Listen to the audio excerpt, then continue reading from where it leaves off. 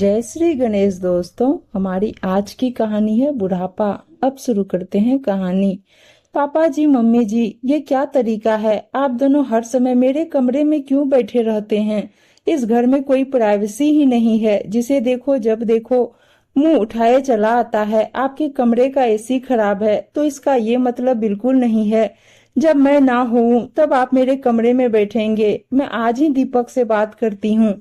हमें कहीं अलग घर का इंतजाम कर लेना चाहिए। सुमन जैसे ही किटी पार्टी से घर लौटी और देखा कि उसके सास ससुर दोनों आराम से एसी चलाकर बैठे रामायण देख रहे हैं, ये देखते ही उसका पारा गर्म हो गया और उसने उन्हें अपमानित कर दिया। बहू के मुंह से ऐसे अपमानजनक शब्द सुनकर रमाकांत जी और उनकी पत्नी सुलेखा जी की आंखों में आंसू आ गए। सुलेखा जी अपना अपमान तो बर्दाश्त कर लेती थी, लेकिन पति रमाकांत जी का अपमान असहाय था, इसलिए बोल दी। बोलते समय सोच लिया करो, तुम्हें अपने ससुर जी से ऐसे शब्दों में बात नहीं करनी चाहिए। वो तो आज इनसे गर्मी बर्दाश्त नहीं हो रही थी, इसलिए यहाँ आ गए। तुम्हें उनसे इज्जत से बात करनी चाहिए। उनका सम्मान घर बाहर सभी लोग आज तक करते हैं।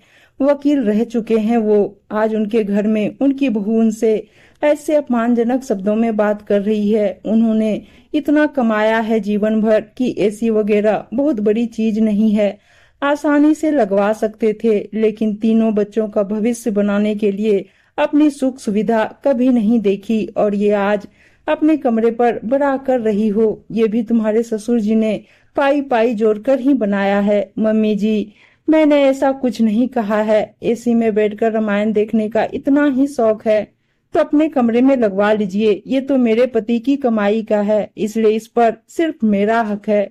सुमन अकड़ते हुए बोली, सुमन बेटा, ये घर तुम्हारे पति से पहले मेरे पति का है और जिस पति की कमाई पर इतना इतरा रही हो तुम शायद भूल गई हो, वो मेरा बेटा पहले है। वो तो हम लोग उसे तुम्हारी हरकतों से अवगत नहीं कराते, वरना वो कभी अपने माता पिता का अपमान बर्दाश्त नहीं करेगा।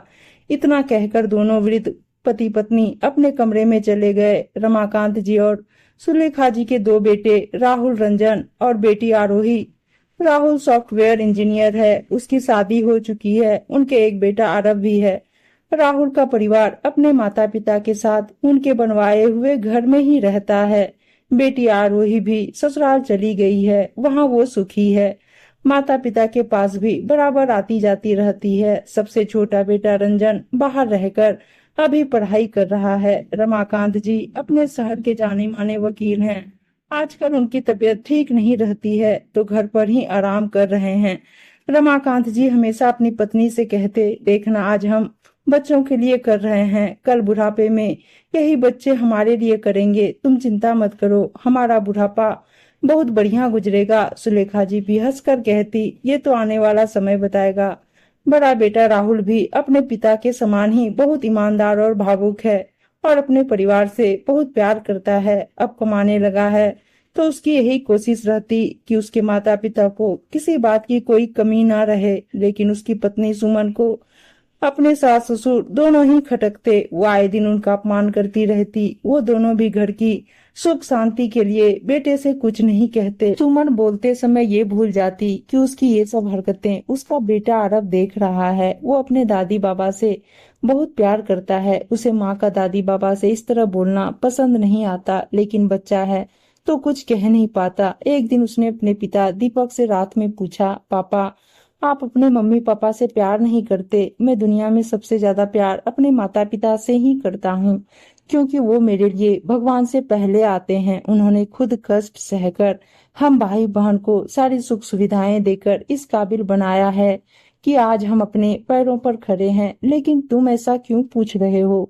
दीपक ने आरव से प्रश्न किया। अगर आप अपने मम्मी पापा को प्यार करते हैं तो फिर मम्मा को क्यों नहीं डांटते कि वो उनसे ऐसे बात ना किया करे? क्या किया आपकी मम्मा ने?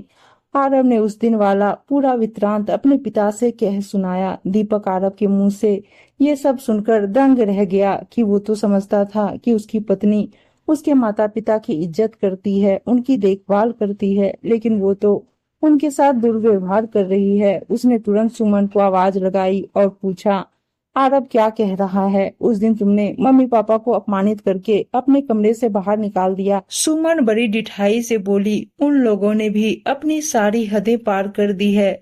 वो मेरे कमरे में क्यों बैठे आकर, और मैंने सिर्फ अपनी बात कही है।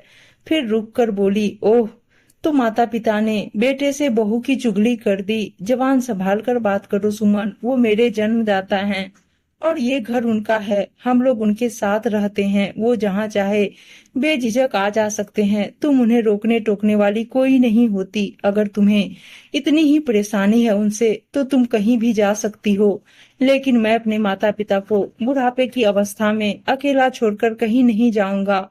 और एक बात हमेशा याद रखना, आरब तुम्हारी हर बात नोट करता है।